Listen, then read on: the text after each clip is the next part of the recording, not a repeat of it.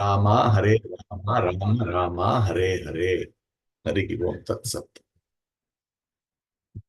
So, Hare Krishna devotees, welcome for today's morning Srimad Bhagavad-gītā class, hosted by Sriva Sangan, chapter of ISKCON Seshadripuram. So, we will be discussing Bhagavad-gītā, 5th chapter, 13th verse.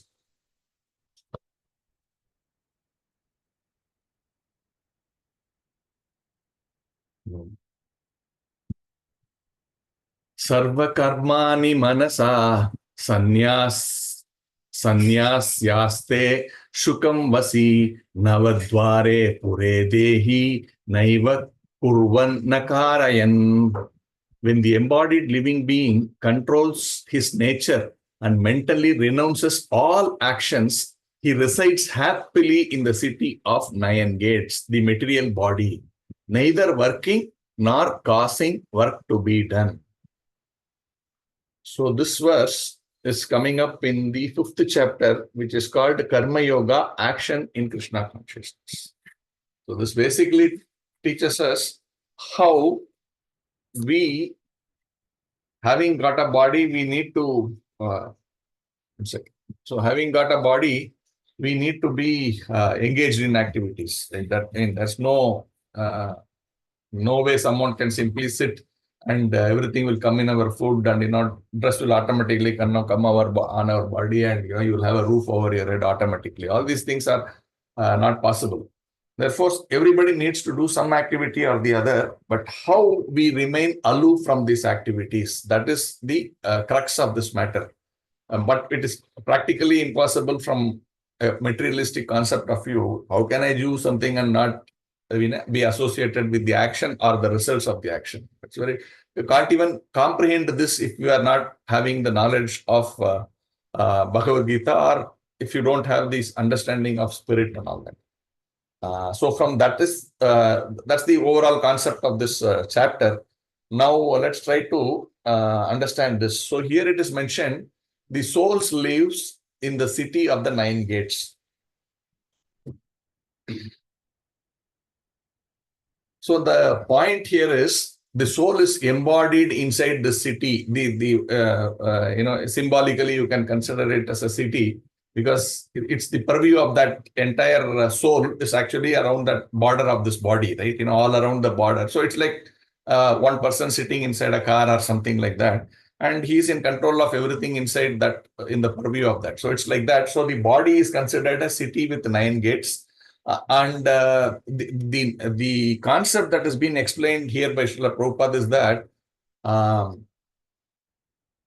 technically we are caught up inside this body, like you are caught up inside the city, but actually you are not part of the city. This is the most important thing that we need to understand.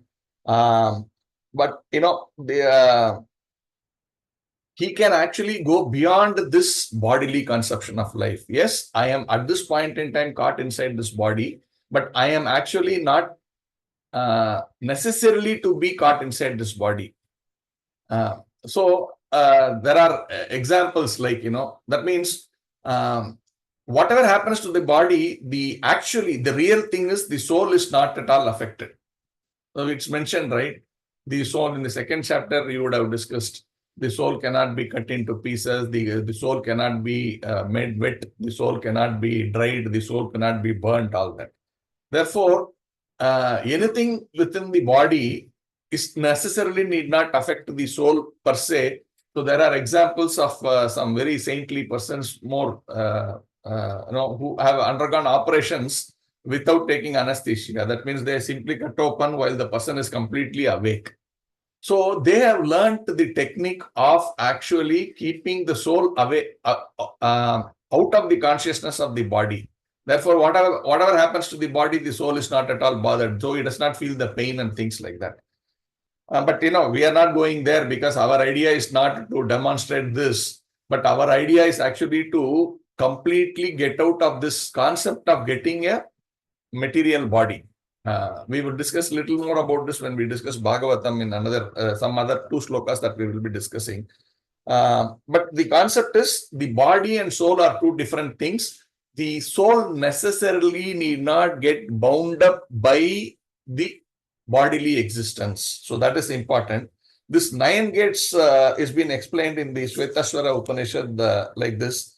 Navadvare pure dehi hamso lelayate bahihi vasi sarvasya lokasya stavarasya charasya cha. So the meaning of this is actually it's not the 9 holes and the cities all fine, but there is something more beyond that, which is the more important one that has been explained here. This is coming in Shvetashvara Upanishad 3.18. So the first line is more important. The Supreme Personality of Godhead, who is living within the body of the living entity, is the controller of all living entities all over the universe. So this concept, if you don't have, then we only understand I am the city, or I am the controller of the city, and I all that thing. But beyond that city, or beyond the me in the city, there is also this Supreme Personality of Godhead, who is completely in control of all the cities there be, millions and trillions of cities all over the various universes. For everything, he is the controller. So if we know that, then you are able to actually come to this conclusion. So the second sentence says is, the body consists of, what are those 9 holes? Consists of these 2 eyes, 2 ears, 2 nostrils, 1 mouth. That takes about 2, 3, 4, 5, 6, 7. And then you have your genitals and your anus. So all that put together forms the 9 holes of the body, or the 9 gates of the city. But the more important thing is, the Supreme Personality of Godhead actually is living within this city also. Not that I am the proprietor, I am the only person inside this body, but there is a higher controller who is the original proprietor of this body. Technically speaking, he owns this body. He's given us it in lease. Okay, you will use this for 80 years or 70 years or 30 years or 40 years. Once the lease period gets over, we are thrown out of that body. This is the reality. Then Prabhupada writes, last, the living entity in this conditional stage identifies himself with the body. But when he identifies himself with the Lord within himself, he becomes just as free as the Lord, even while in the body. That is the most important thing. That means, how do you remain in the body but not get affected by the activities of the body is, once we take cognizance of the Supreme Person living inside our body. Once we attach to that Supreme Personality, this body activities, or the whatever actions and the activities and the results of such activities are simply related to the body. It has got nothing to do with the soul, because the soul is very very intensely connected to the Supreme Personality of Godhead. So he is sort of detached from this body and attached to the Supreme Lord, who is also sitting inside that city of 9 gates. So that is the first verse. Let us quickly see the next verse. Verse number 14. I will. Okay. So the second verse. Na kartvam na karmani lokasya shrujati prabhoho na karma phala samyogam swabhavastu pravartate.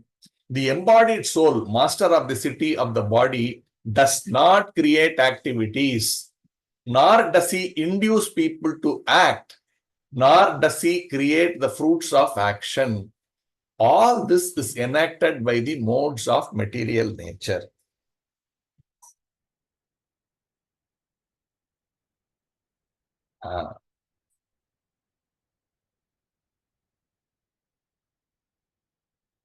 So here, Prabhupada explains, this living entity who is sitting inside the city of 9 gates, actually, as we already discussed, is actually not part of the body, but he's aloof from that. He's different from that. But somehow, and he is actually part of the nature of the Lord, and that nature is called superior energy. So this body, then what it is? The body is also one of the nature of the Lord, but that nature or energy of the Lord, and that energy is called inferior energy. So you have superior energy and you have inferior energy. So these are two different things, but emanating from the same original Supreme Personality of Godhead. And since this superior energy somehow has been conditioned to be in association with this inferior energy body, we are sort of conditioned to believe that I am actually this inferior energy, that I am actually this body. This has been happening from time immemorial, right? If you continue to be conditioned in one way, then you sort of believe in that, right? So many times we say we are sort of conditioned. So sometimes people say, right, you do this for 21 days. Why they give this 21 days? Sometimes they will say, do this vrata for 21 days or do this for some specific 41 days. They can kind of give a thing. Why are 41? Why not 40? Whatever. But there is some kind of a research which says when someone does something continuously for 21 days, then that becomes a habit. Okay, so that is the science behind these kind of number of days prescribed. If they do it, like if you have to get up early in the morning, maybe if you do it forcefully in 21 days or 41 days, I don't know this specific thing, how many days. But if you do that, actually, then automatically the next day you will get up at that time without any alarm requirement. So why I'm saying this is called conditioning. So, and if this 21 days can make you develop a habit, means just imagine we have been in this body for time immemorial. So we completely, even though we read Bhagavad-gītā and all that, I am more body conscious. So that is the problem with this existing within the body for so many millions of years. And we should understand this getting the body is the cause of actions and the further resultant action. So therefore, identifying with the body means we are eternally tied. We are eternally tied to this material world because the body creates action and the action creates result.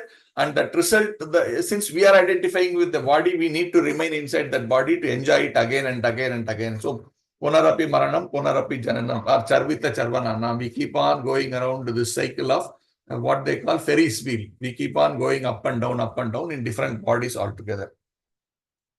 So Prabhupada writes, as soon as the living entity becomes aloof from the activities of the body, he becomes free from the reactions as well. This is the knack. So you need to become aloof from the actions of the body. We need to understand the body is creating these actions and then the results are coming because of the three modes of material nature. I am not the doer. The doer is nature, and the components are these three modes. The three modes, the ignorance, the passion, and goodness. These modes actually act. And we think I am acting, I am such a great personality, without me, this action cannot be done. We think all these kind of things, but it is actually the modes which are acting on the body and the body is performing. We can be completely aloof from that. If we understand the science, we are not affected by anything which happens either because of the body or to the body. We think, okay, chalo, it's fine, it's a matter of time, right? That's why we understand all these things. We are like, it's while we think we are on top of it, actually we are caught up in these waves. They are pushing you, drifting us all over in whatever way. But I am thinking, I'm in perfect control of this boat. But unfortunately, we are a speck in that ocean and we are tossed up and down in different ways. So what is the solution? Prabhupada writes, his best solution is to get out of the water by transcendental Kṛṣṇa consciousness. That alone will save him from all turmoil. So this is the two verses that we discussed today. The idea being, how do you understand first that I am not the body, and whatever happens because of the body's actions or thing necessarily need not be connected to the Atma. Atma can be completely aloof from that, and his job is to connect to the original Supreme Personality of Godhead because he is part of his nature and superior nature. So this is what we could understand, or at least my little brain can understand from these two verses. So we can go to the next portion of our program. Okay. So we will have to now chant this Narasimha prayer. So I will sing this, Prabhu. Yes. Okay. Namaste Narasimhaya Praladadaine Hiranyakashi Purvakshaha Shilatankalnakalaye Ito Narsimha Parato Narsimha Yato yato yami tato narsimha Bahir narsimha hridaye narsimha Narasimha madim sharanam prapadye Tavakara kamala vare nakam Arbuda shringam Dalita Hiranyakashipu Tanu Bringam Keshavadreta Narahari Rupa Jai Jagadisha Hare Jai Jagadisha Hare Jai Jagadisha Hare Jaya Narasimha Dev, Jaya Narasimha Dev, Narasimha Dev, Jaya Narasimha Dev, Jaya Bhakta Prahalad, Jaya Bhakta Prahalad, Bhakta Prahalad, Jaya Prahalad Maharaj, Jaya Jaya Prabhupada, Prabhupada, Prabhupada, Jaya Jaya Prabhupada Nrsimhadev Bhagwan ki jai Prahlad Maharaj ki jai Srila Prabhupada ki jai Ananta Koti Vaishnavanta ki jai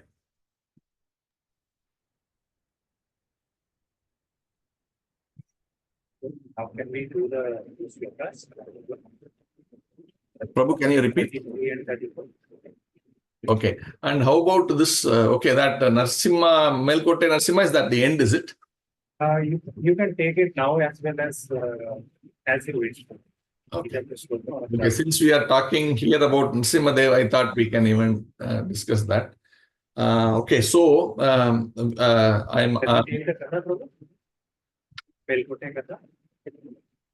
Is that okay, Prabhu? That should be fine. Okay. So, so now we are, discussing Nrsimhadev. We sang this wonderful song.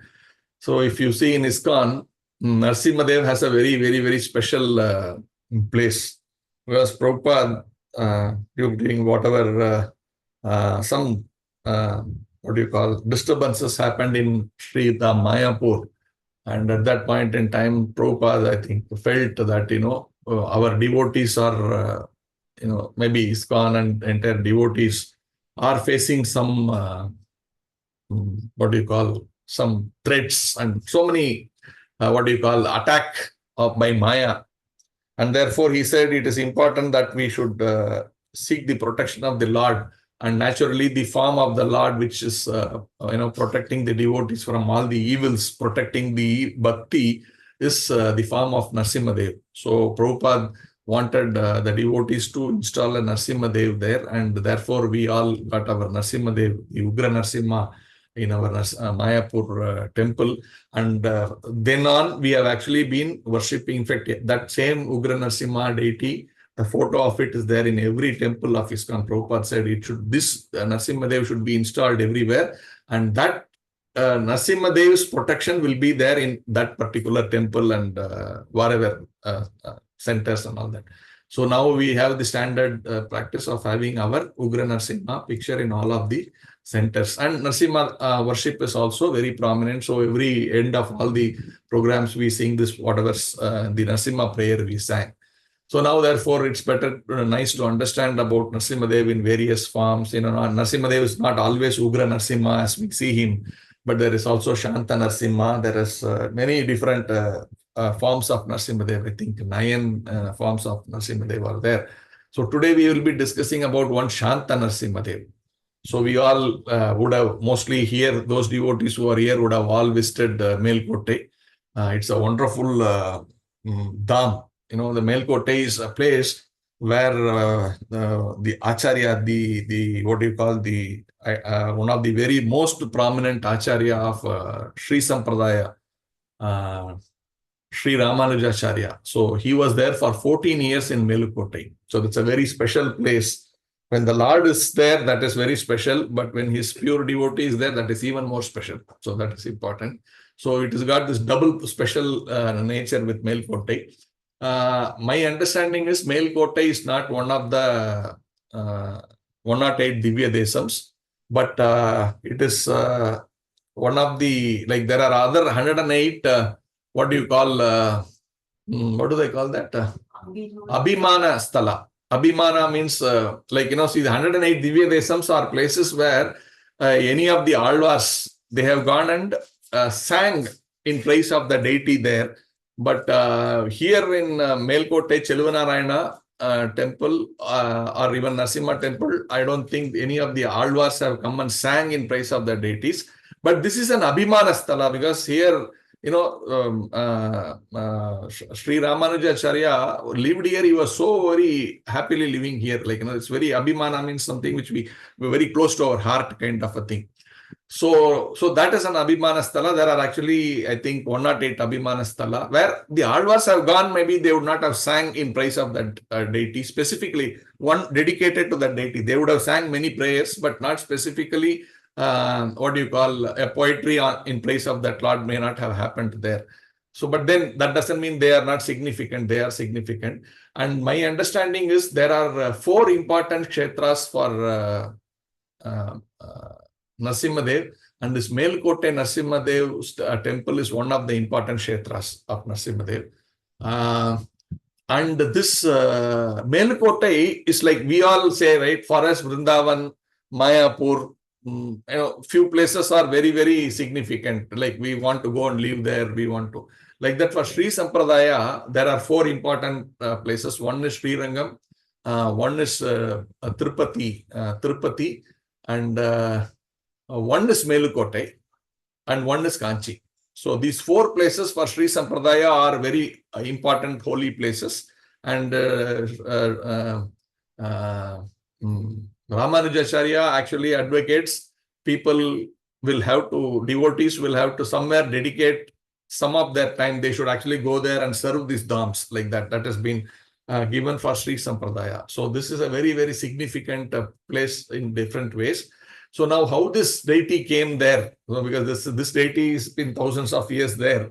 So whatever little I could gather, this deity, how did he come there?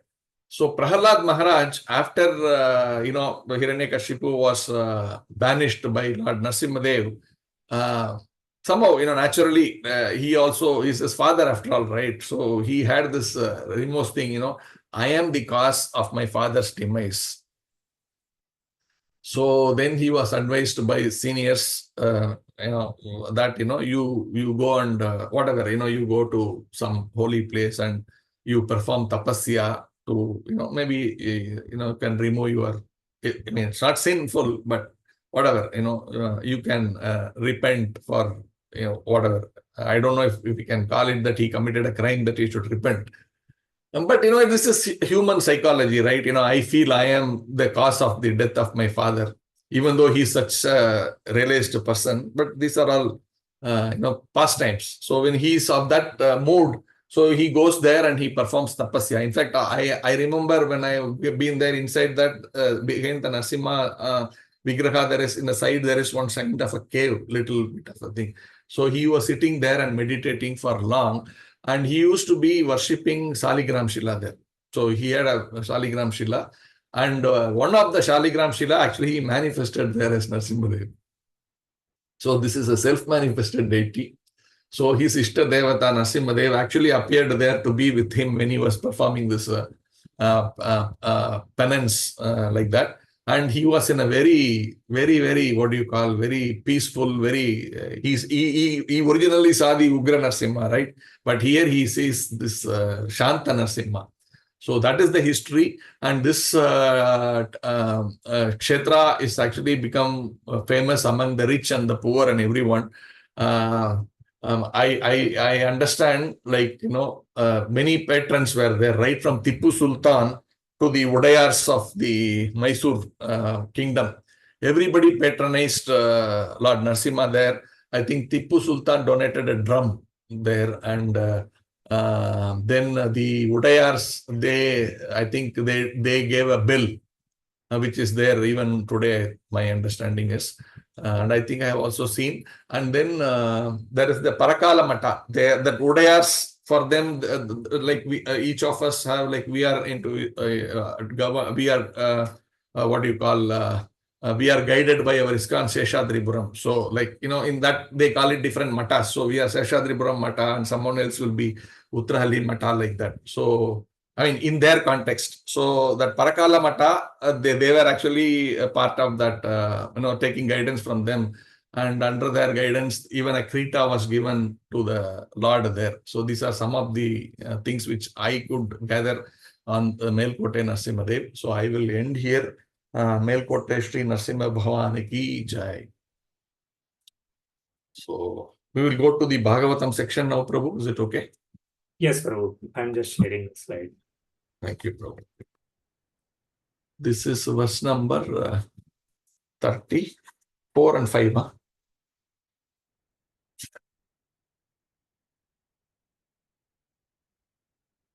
33 and 34. Yeah, I see it here.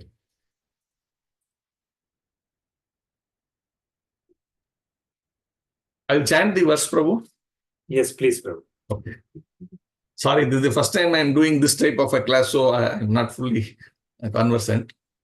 So, tasyaiva te vapuridam nijakala saktya sanchodita prakriti dharmana atma gudham ambasya ananta sayana viramat samudher nabhera bhutsva kanika vatavan mahabjam. This cosmic manifestation, the material world, is also your body. This total lump of matter is agitated by your potent energy known as Kala Sakti, and thus the three modes of material nature are manifested. You awaken from the bed of Sesha, Ananta, and from your navel a small transcendental seed is generated. It is from this seed that the lotus flower of the gigantic universe is manifested, exactly as a banyan tree grows from a small seed. So this is 33rd verse. So let's try to understand what Prabhupada says. Haribol.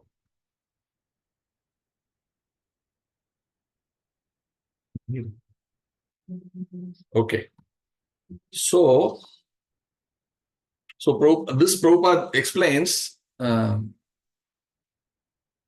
So here, this is from this chapter called Prahalada pacifies the Lord with prayer. So this is this Ugra Narasimha, right? The originally when Narasimhadev came out, and Prahalad is, everybody is afraid to go near Narasimhadev. Even Lakshmi has not seen this form of Narasimhadev. She's saying, no, I will not go near him. I'm afraid, like that. And they all say, Prahalad, you are the cause of this form of Narasimhadev. So why don't you go and pacify, Lord Narasimha? So Prahalad goes and then Narasimhadev becomes pacified, and Prahalad glorifies the Lord. And I think this all, whatever we are discussing, is coming as part of that glorification by Narasimhadev. So Prabhupada says this particular verse talks about the the creation of the world, and how the various forms of Mahavishnu is actually initiating this creation. So there are, we all know Mahavishnu is an expansion, from, he keeps coming further, Sankarsana, like, the four, what do you call, Kṛṣṇa, Balram, then, what do you call that? Chatur, what is that? The Chatur? Chaturvyuha, that four forms of the Lord. Then the quadruple forms we say. From there again, one more 4 forms. Sankarsana, Pradyumna, Aniruddha and Vasudeva, these 4. So they take one more Sankarsana, Pradyumna, Aniruddha and Vasudeva. From that Sankarsana comes this Mahavishnu. So Mahavishnu in that sense is the first manifestation for this material world. While they are all there in the spiritual world, but Mahavishnu is the manifestation for this material world. Like, in that sense, for this material world, who is the Supreme Personality of Godhead? It is Mahavishnu, because Mahavishnu is what we are seeing. That's why if you see Sri Sampradaya gives more importance to Mahavishnu. Because he is the first what you call the Lord that they can see in the material world, Mahavishnu.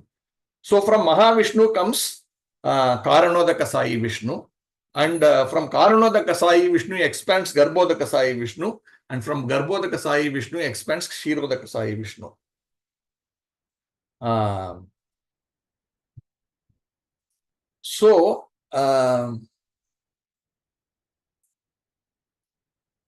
And the lotus seed which comes up, and then the lotus flower which comes up, and then on top of that Brahma comes up, all that. That is all happening from the Garbhodaka Sai Vishnu. That means from Karanodaka Sai Vishnu, Garbhodaka Sai Vishnu is manifested. And this Garbhodaka Sai Vishnu is further giving impetus to the cosmic manifestation. And from there comes the lotus feet. We will discuss that in some time, because the next verse also has similar descriptions on further manifestation of Brahma and how things happen. So therefore, the point that is made is from this manifestation of this material world is created. So if you really see what is the origin of all of this material world, it is Mahavishnu. Mahavishnu is none other than the Supreme Personality of Godhead. I already told. Kṛṣṇa manifested. Further expansion is Balram. From Balram, the quadruple 4 expansions. From that, next to 4, same 4, and then Mahavishnu. So Mahavishnu is a further expansion of Kṛṣṇa.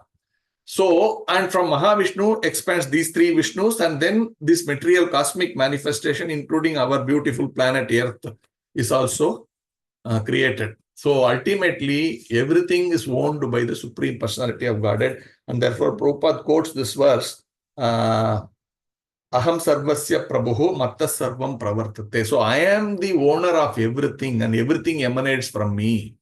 So there is nothing that we can claim, oh, this is mine, I am the cause of this, I am such a great personality, this wonderful thought is mine. There is nothing which is mine. Everything belongs to the Supreme Personality of Godhead.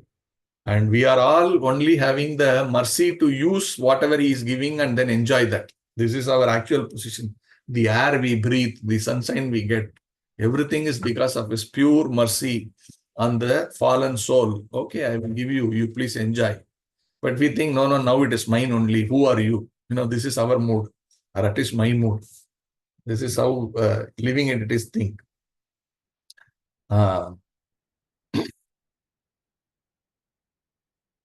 So Prabhupada writes, the conclusion is that both the material world and the spiritual world are considered to be the body of the Supreme Lord. So, now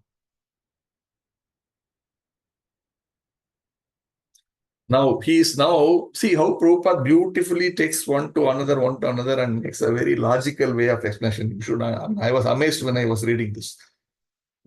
So he says, this everything is the body of the Supreme Personality of Godhead. And he says, we can understand that the material body is caused by the spiritual body. So we originally had a spiritual body, and because of our desire to lord it over material nature, that causes us to get a material body. So now, what is this material body? This material body is an expansion of that spiritual body. Just like from Kṛṣṇa, the expansion, Mahavishnu, from Mahavishnu, the manifestation of the material cosmic universes.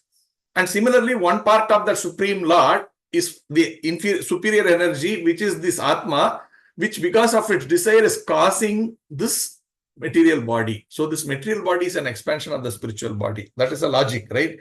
Now, similarly, then Prabhupada takes it one more step further. Now, if you are actually taking up devotional service, you are spiritualizing this material body, therefore, because The original spiritual body became materialized.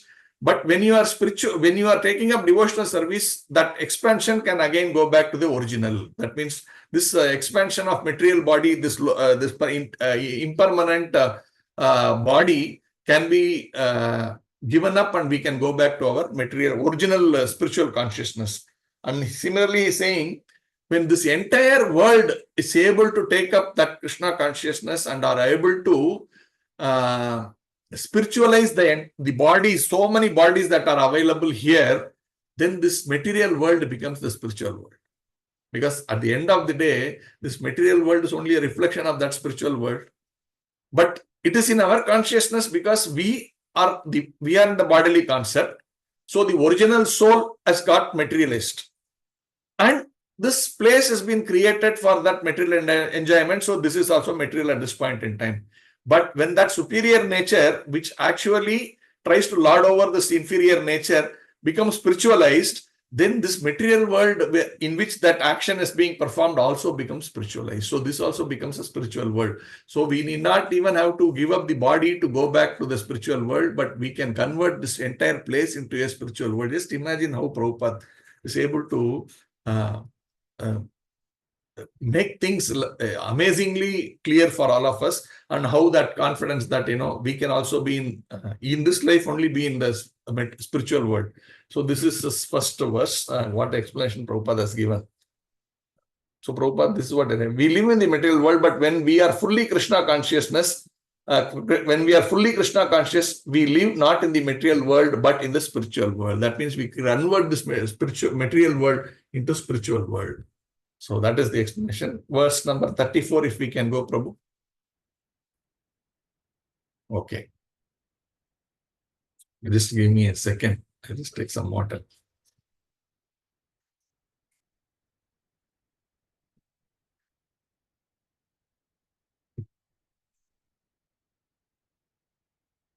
So verse number 34.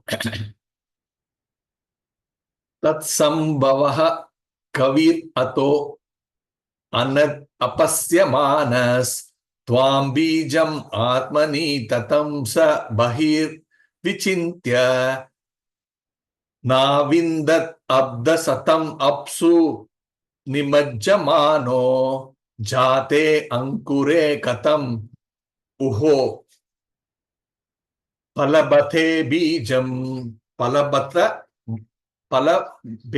bijam. From that great lotus flower, Brahma was generated.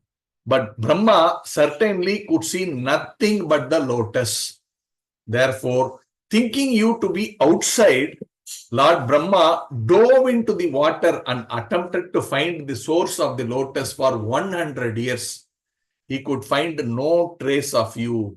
However, for when a seed fructifies, the original seed cannot be seen. So this is the verse. So this is basically taking us to the next section from we saw from the 3 expansions of Mahavishnu. Then Lord Brahma is appearing on the lotus. And this lotus appeared from the Garbhodaka Sai Vishnu's navel. So now we are trying to understand this verse better.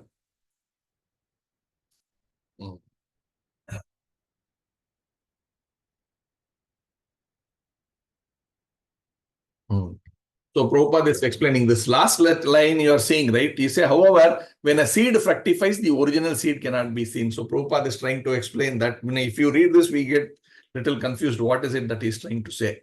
So that Prabhupada explains that here nicely. So Prabhupada writes, the development of the cosmic manifestation is like the fructification of a seed. So this entire cosmic manifestation, we discussed, right? It is from the, what you call Garbhodaka Sai Vishnu, this manifestation happens. From that seed which generates, all this manifestation of the entire material world happens. And from that, the lotus also comes up. And, the different layers of all of the planetary systems are all in the stem of that lotus flower. And on top of it, the flower is there, and then Lord Brahma is there. So he dives down to see the root of this lotus flower. What is the source of this? Where I am sitting, that's fine. But what is the source? What is it that is holding this lotus? That is supposed to be the source. I will go and find that out. And he travels 100, it's written here, how many times? 100 years in his calculation, not our calculation. He goes down like that and sees, but somehow he's not able to find it. So that is bewildering. You are trying to find the source, but you are not able to find the source. That is the next line which says, and that the reason is given that, when it fructifies, the original seed cannot be seen. And Prabhupada is giving basic, simple examples for us to understand this. So Prabhupada is saying, when the cotton is wound into a thread, now that fluffy cotton, that is what is meant here. So when that is wound into a nice thread, where is the fluffy cotton? Are you seeing it? You're not seeing it. But you clearly understand that fluffy cotton is the source of this thread. Now, subsequently, what happens? That thread is used to make a nice dress. This dress, for example, right, is made. So much of thread of that cotton is used to make this dress. But now, where is the thread? Am I wearing thread on my body? No. I am wearing a shirt is what I say. But if you have to say, no, this shirt is actually thread, I am not able to believe it. But it is all put together so closely in a way that, the thread vanishes and what we see is actually the cloth. So this is the concept that when it manifests further, we are not able to see the root, which is the original cause of that matter, whatever it is. So this concept is being explained here.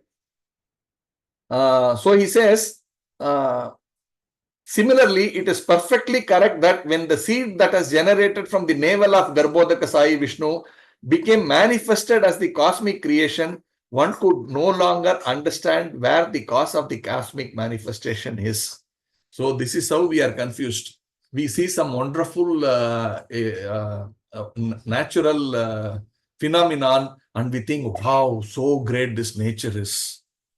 We are forgetting what is the source of that wonderful manifestation, where it came from.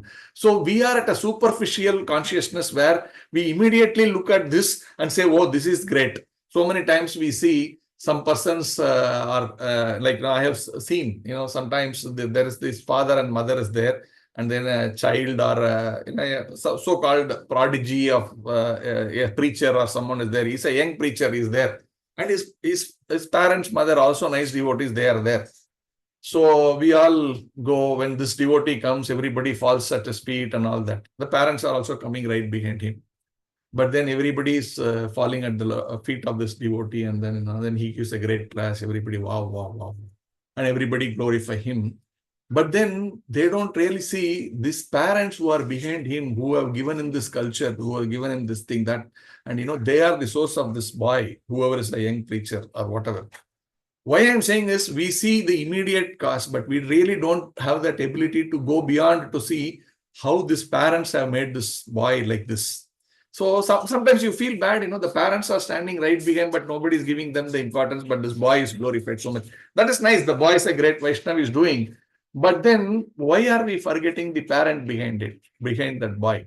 So like this, I'm just taking one small example which came to my mind like this. But if you really see, we immediately go to what we immediately see. But what is all behind that? How much the hand of the Lord is there? We never get to see that. So this is what we are bewildered in this material world. No, this is happening because of that. That is happening because of that. All that is fine, Baba. But what is the original source of all of that? So that is what Kṛṣṇa consciousness is all about. We are trying to come from that original, but people are trying to go from the top down, and they are enamored by what they see. Then they go researching into that sand, this, that, so many things, but they are not able to understand. So finally, they have come to this theory of a Big Bang. So this entire cosmic manifestation is because of a Big Bang. So the Big Bang has created this entire universe. So they are working more hard to understand, this how all these things are emanating from the Big Bang.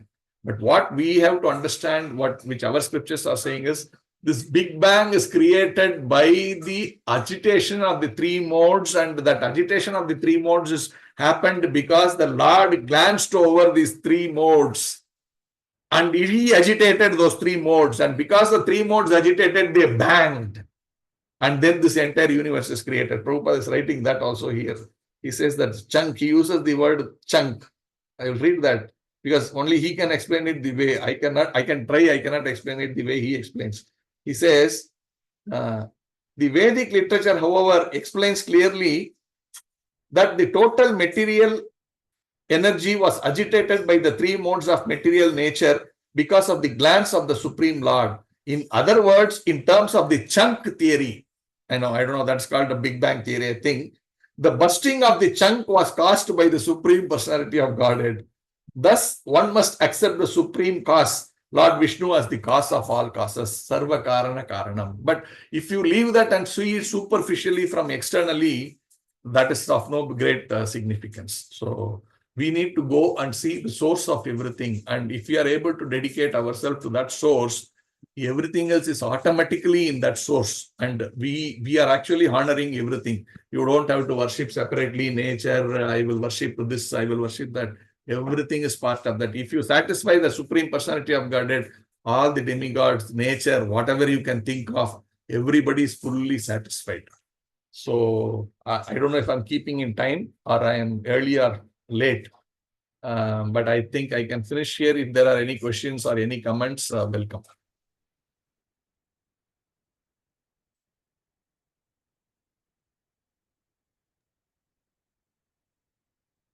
Hare Krishna, Prabhuji. Hare Krishna, Mataji. Dandavat Pranam. Dandavat You Pranam. very nicely explained this creation, and just to add, or maybe what came to my mind, this Big Bang theory, there is a big man behind the Big Bang theory. We should all remember that. Yes. And he is the Supreme Personality of God, so nothing is bigger than him. Yes. You have got it. Yes, Prabhuji, very clearly explained. Thank you so much, Prabhuji. Thank you very much. Mataji. Thank you. Hare Krishna. Hare Krishna. Hare Krishna. So I remember this one pastime of the Lord. So when he is satisfied, everything is satisfied. So, that example, I don't remember all the names, but there was one Muni, I don't know if it was Durvasa Muni or so whoever, he was always wanting to, say, okay, trouble these Pandavas or whatever. So he came with a huge army and said, now these 5 Pandavas, they are living in a kind of a forest environment where no resources, nothing. Of course, they had this Akshaya Patra with them. So the Akshaya Patra will give whatever they need. So he was more interested in, maybe that Patra or jealous or whatever.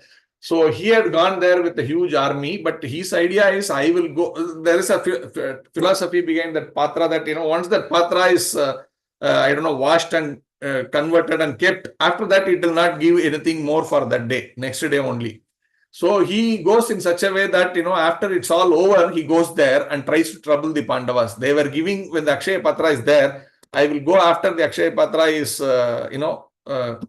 washed and kept, then let us see what happens, something like that. So my wife corrects me, it's after Draupadi eats, nothing more will come. It's not like after washing or whatever. So my memory is a little bad with so many history, but the concept is there. So what happens is, so he comes there with a big army and says, now you feed me. Now it's very important. We need to take care of guests, right? Nowadays we don't care. Oh, we are going out. Would you like to come with us? We will say and take them out with us. But there it's like you have to honor them, nicely cook for them and all that. So living in that forest, what will they do? So they are very much worried. So at that time, Lord Kṛṣṇa comes and he says, they are saying, why you are all looking troubled? So Draupadi says, now the Akshaya Patra is done for today. We won't get any further prasadam from that. But this big army has come. How do we feed that? So Kṛṣṇa says, don't worry, you take that vessel. So he takes it. Now see if there is something inside. So she says, no, it is all completely wiped out. There is nothing there to give. No, he says, no, look carefully. Is there one small piece which is stuck to the vessel somewhere? She says, yes, there's one small piece stuck to it. Give it to me. He takes that and he has it. Once he has it, the whole world feels their stomach is filled up, including our Muni and all his soldiers. So they feel so heavy in their stomach Now they are worried. Now we have said we will come and eat here, and they are preparing. Now if we can't go and eat there, we will get the sins and all that. So they run away from there only. So why I said this thing is, if Kṛṣṇa is satisfied, everything else is satisfied. So we need to understand, not look at things at at one layer at that level and feel very this one. So you should go to the root. If you are satisfying Kṛṣṇa, everything else is satisfied. So this is that entire cosmic manifestation. He is the cause. And if you are able to go and dedicate ourselves to him, then everything underneath that layer, I mean, everything which emanated from there is automatically pacified, automatically satisfied. And we are looked up as someone who's very great. Even the Devatas are waiting to serve the devotee of the Lord. So this is what I thought I will, since this thing came related matter, I thought I will explain. Thank you very much. Hare Krishna.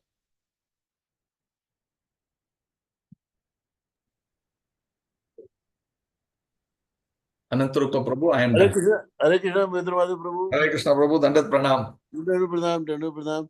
Hare Krishna to all devotees. Hare Krishna Prabhu. Hare Krishna and purification Prabhu. Hare Krishna. Hare Krishna Prabhuji. Hare Krishna Hare Prabhu. Krishna Prabhu, Danat Pranams. Congratulations Prabhu for opening a center. Yes, Mataji, all your blessings, all Prabhu's blessings. So when are you calling me for a good prasadam? Yes, Mataji. To your center. Yes, To your Mataji. center. Yes, definitely, Mataji. We will invite you. In fact, our house also. A long time, I don't know, Yes, we have had this opportunity, but we certainly invite you, and even to the center and our house also, Mataji. Very happy. Thank you. Prabhu supporting like anything, and devotees are working hard, so it's happening. Thank you. It's all Krishna's and Guru Maharaj's mercy. It's, as you said, the person behind is never seen. The ones who are in front, we glorify them, but Yeah. it is actually Guru Maharaj's child. Yeah. He's wanting Bangalore every nick and corner to be preached. Yes. So it is Guru Maharaj, and all you soldiers are doing such a wonderful job, no, Prabhuji. It's Guru not Maharaj easy. mercy, Mataji. Hare Krishna. Yes, Prabhu. Yes, Prabhu. Hare Krishna. Hare. Dandat Pranam. Dandat Pranam. Thank you, Sri Hari Prabhu. Thank you, Anantarupa Prabhu. Hare Krishna Thank you, Prabhu, Vidura. Danat Pranam. We'll Thank meet you, Prabhuji. Dandat Pranam. We can ask for 11 times chanting of Ugram Veeram Mahavishnu. Anybody can chant. We can request from. Can I request? Yeah, how many times we chant, Prabhu? 11 times. 11 times we chant for Guru Maharaj. Okay. So I can chant myself. Is it okay? If it is possible. Your Yes, wish. Prabhu, I am You fully. can ask members. Your wish. Now, whichever is your choice, I am okay to do. But if we want to make devotees thing, I am happy also. Yeah. You can ask the devotees, Prabhu. Okay. If they're interested. Yes, please. Prabhu. If devotee want to volunteer. Hare Krishna Prabhuji, may I? Yes, please, Madhava. Ugram Veeram Mahavishnum Jalantam Sarvatomukham Narsingham Bhishnam Bhadram Mrityum Namamyaham. Ugram Veeram Mahavishnum Jalantam Sarvatomukham Narsingham Bhishnam Bhadram Mrityum Namamyaham. Ugram Veeram Mahavishnum Jalantam Sarvatomukham Narsingham Bhishnam Bhadram Mrityum Namamyaham. Ugram Veeram Mahavishnum Jalantam Sarvatomukham Narsingham Bhishnam Bhadram Mrityum Namamyaham. Ugram Veeram Mahavishnum Jalantam Sarvatomukham Narsingham Bhishnam Bhadram Mrityum Namamyaham. Ugram Veeram Mahavishnum Jalantam Sarvatomukham Narsingham Bhishnam Bhadram Mrityum Namamyaham. Ugram Veeram Mahavishnum Jalantam Sarvatomukham Narsingham Bhishnam Bhadram Mrityum Namamyaham. Ugram Veeram Mahavishnum Jalantam Sarvatomukham Narsingham Bhishnam Bhadram Mrityum Namamyaham. Ugram Veeram Mahavishnum Jalantam Sarvatomukham Narsingham Bhishnam Bhadram Mrityum Namamyaham. Ugram Veeram Mahavishnum Jalantam Sarvatomukham नरसिंहं भीष्णं भद्रं मृत्युर्मृत्युं नमाम्यहम् उग्रं वीरं महाविष्णुं ज्वलन्तं सर्वतोमुखं नरसिंहं भीष्णं भद्रं मृत्युर्मृत्युं नमाम्यहम् उग्रं वीरं महाविष्णुं ज्वलन्तं सर्वतोमुखं नरसिंहं भीष्णं भद्रं मृत्युर्मृत्युं नमाम्यहम्. Hare Krishna, Prabhuji. Thank you very much for the opportunity. Hare Krishna.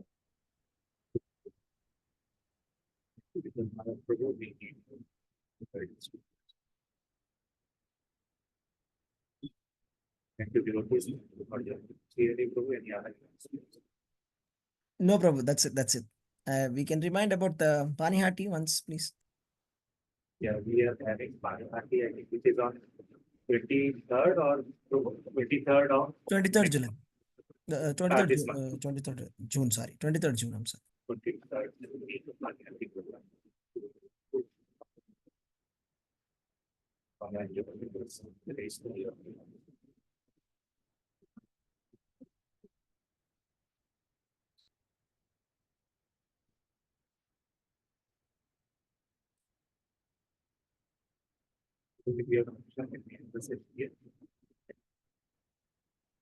Your voice is breaking, Prabhu, sorry.